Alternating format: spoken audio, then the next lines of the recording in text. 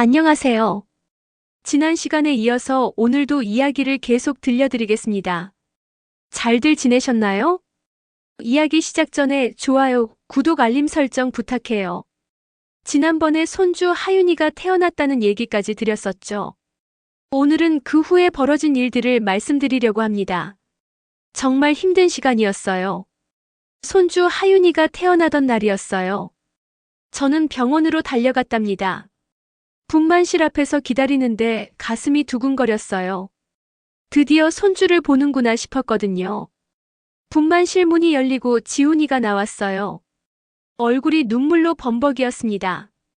기쁨의 눈물이었죠. 지훈이는 수진이의 손을 꼭 잡고 있었어요. 엄마, 아들이에요. 정말 예쁜 아들이에요. 지훈이가 울먹이며 말했어요. 저도 눈물이 났습니다. 드디어 우리 손주가 태어났구나, 감격스러웠어요. 그런데 이상한 게 있었어요. 수진이는 지훈이한테 눈길 한 번 안 주더라고요.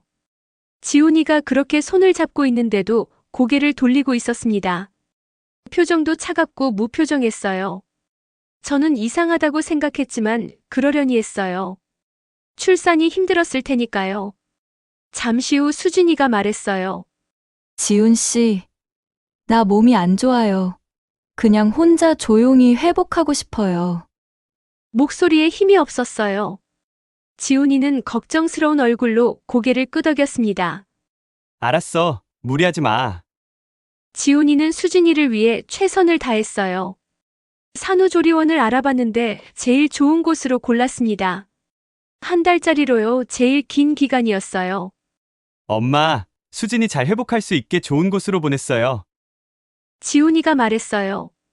비용이 얼마나 드는지 물어봤더니 정말 어마어마하더라고요.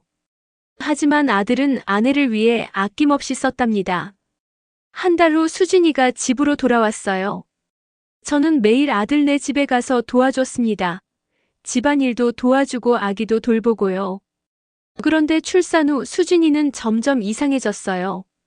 처음엔 피곤해서 그런가 싶었는데 시간이 갈수록 심해졌습니다. 하루 종일 방에만 누워 있었거든요. 아기가 울어도 나오지 않았습니다. 제가 문을 두드리면 그제야 나오는데 표정이 귀찮다는 듯 했어요. 수진아, 밥 먹어야지. 괜찮아요. 입맛이 없어요. 그래도 몸조리해야지. 알아서 먹을게요. 대화가 이렇게 끝났어요. 며칠 후엔 몸 좀 추스리더니 외출을 하기 시작했습니다. 아침에 나가서 저녁에 들어오는 날도 많았어요. 수진아, 아직 몸도 안 좋을 텐데 어디 가니? 친구 만나기로 해서요. 아기는 어떡하고? 어머님이 봐주시잖아요. 그렇게 말하고는 나가버렸어요. 저는 아무 말도 못했습니다. 지훈이한테 말했어요. 지훈아, 수진이가 너무 자주 나가는 것 같은데? 엄마, 수진이 산후우울증이래요.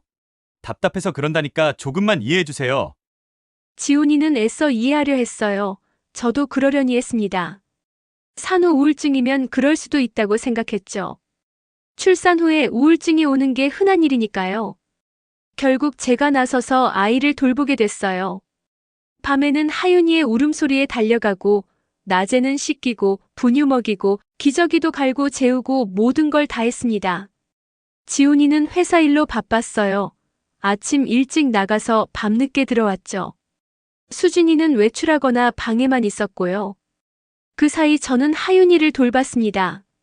힘들었지만 손주를 키운다는 게 기뻤어요. 그래도 가끔은 서운했답니다. 아기는 엄마가 키워야 하는 거 아닌가 싶었거든요. 하지만 이런 와중에도 며느리는 불만을 터뜨렸어요. 어느 날 제가 빨래를 정리하려고 수진이 방에 들어갔습니다. 옷을 개서 정리해 주려고 했거든요.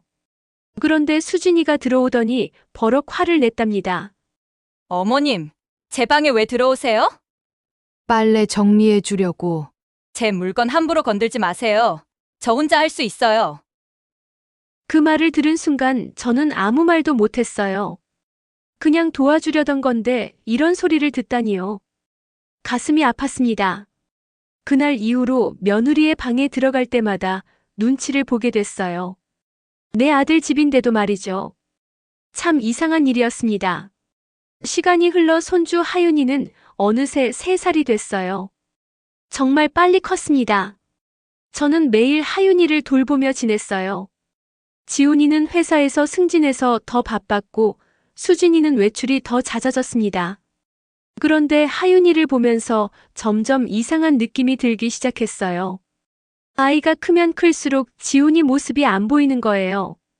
눈도 코도 입도 아무것도 안 닮았습니다. 처음엔 아기니까 그런가 싶었어요. 하지만 3살이 되도록 지훈이를 전혀 안 닮았어요. 그렇다고 수진이 모습도 안 보였습니다. 이상하네. 누굴 닮은 거지? 저는 혼잣말을 했어요. 친구들한테도 물어봤습니다. 순자야, 우리 하윤이 누구 닮은 것 같아? 글쎄, 잘 모르겠는데 할아버지 닮은 거 아니야? 우리 남편은 일찍 돌아가셨잖아. 사진을 봐도 안 닮았어. 그럼 친정 쪽 닮았나 보지 뭐. 저는 그렇게 생각하려고 했어요. 하지만 마음 한구석이 계속 불편했습니다. 어느 날 저는 하윤이한테 장난스럽게 말했어요. 하윤아, 너는 누굴 닮아 이렇게 예쁜 거니? 그냥 아이한테 하는 애교 섞인 말이었어요. 특별한 의미 없이 던진 말이었죠. 그런데 그 순간이었어요. 옆에서 듣고 있던 수진이의 표정이 싹 굳더라고요. 순간적으로 당황하는 게 역력히 보였습니다. 얼굴이 새하얗게 변했어요. 할아버지 닮았겠죠. 수진이가 어색하게 웃으며 말했어요. 하지만 그 표정이 너무 이상했습니다. 뭔가 찔린 사람의 표정이었어요. 저는 그 순간을 잊을 수가 없어요. 분명히 뭔가 있었습니다. 왜 그렇게 당황했을까요? 그렇더라고요. 아무 의미 없이 한 말인데 며느리 반응이 이상했어요. 그날 이후로 수진이는 더 이상 집에 머무르지 않았어요. 저한테 하윤이를 맡기고 나간 채 밤늦게서야 돌아왔습니다. 심지어 주말에도 나갔어요. 주말인데 어디 가니? 친구 만나러요. 이렇게 자주? 하윤이랑 시간 좀 보내지. 어머니, 제 일에 간섭하지 마세요.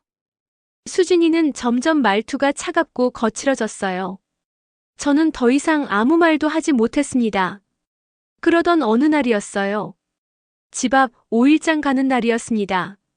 저는 장을 보러 집 앞 시장에 갔어요. 필요한 것들을 사고 집으로 돌아가는 길이었죠. 저 멀리서 익숙한 뒷모습이 보였어요. 수진이를 닮은 여자였습니다. 아니, 수진이가 맞았어요.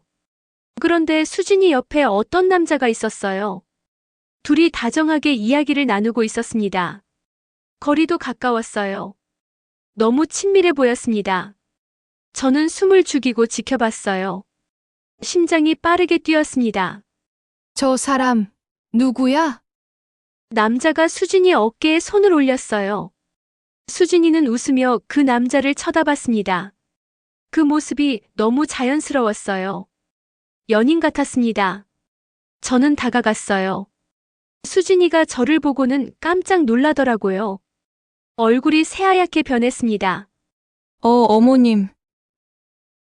수진아, 저 분은 누구시니? 수진이는 당황하며 급히 대답했어요. 회사 직장 상사예요. 업무 얘기 중이었어요. 그래? 저는 그 남자를 똑바로 쳐다봤어요. 남자도 당황한 표정이었습니다. 안녕하세요. 수진 씨 회사 직장 상사입니다. 남자가 어색하게 인사했어요. 하지만 뭔가 이상했습니다. 업무 얘기를 하는 사이치고는 너무 가까웠거든요. 여자의 감은 무섭다고 했잖아요. 상사라고 했지만 느낌이 달랐어요. 분명히 뭔가 있는 거였습니다. 그럼 저 먼저 들어갈게요, 어머님. 수진이가 황급히 자리를 떠났어요. 남자도 함께 갔고요. 저는 그 뒷모습을 보며 멍하니 서 있었습니다.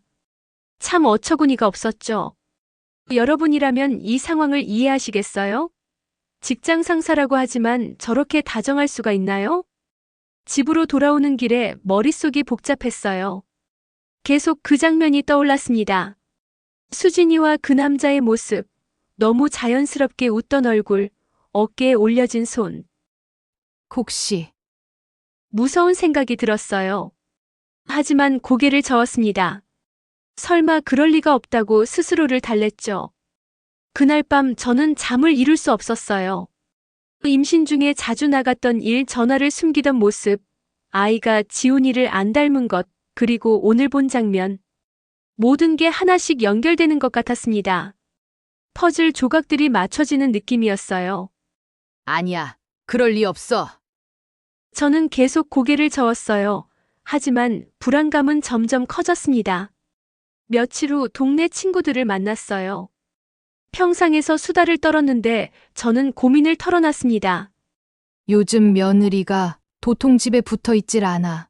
지 새끼가 집에 있는데도 매일 나가네. 임신 때도 그렇더만 지금도 그래. 맨날 밖으로만 돌아다녀. 친구 영자가 맞장구를 쳤어요. 결혼할 때도 마음에 안 들더니 지금도 마음에 드는 구석이 하나도 없네. 지훈이 이놈은 여자 보는 눈이 저리 없어서 어떡하나. 그때 순자가 말했어요. 은수가 요즘 드라마 보면 말이야. 순자는 우리 동네에서 드라마광으로 유명했어요. 매일 드라마만 보고 우리한테 줄거리를 얘기해주곤 했죠. 뭔데? 애가 남편 애 아닌 경우도 있다더라. 혹시 모르잖아. 너도 검사 한번 해봐. 순간 저는 얼어붙었어요. 순자가 무슨 말을 하는 건지 바로 이해했습니다. 에이, 순자야. 그런 말 함부로 하지 마. 제가 황급히 말했어요. 하지만 속으로는 뭔가 찔렸습니다. 아무리 그래도 그럴 애는 아니야. 은수가 요즘 세상이 어떤 세상이니 별일 다 있다니까. 순자의 말이 계속 머릿속에 맴돌았어요. 허무하더군요. 이런 생각을 하는 제 자신이 한심했어요. 그날 밤부터 저는 며칠을 뒤척였습니다. 순자의 말, 5일장에서 본 장면, 하윤이의 얼굴, 모든 게 뒤섞였어요. 그 순간 모든 불안이 현실이 되기 시작했습니다. 제 안에서 무언가가 무너지는 소리가 들렸어요. 확인을 해봐야 하나. 떨리는 목소리로 혼잣말을 했어요. 오늘 이야기는 여기까지랍니다. 여러분이라면 제 마음을 이해하시겠어요? 정말 힘든 시간이었습니다. 다음 이야기에서는 마지막 반전이 기다리고 있으니 구독과 알림 설정을 해두시면 놓치지 않을 거예요.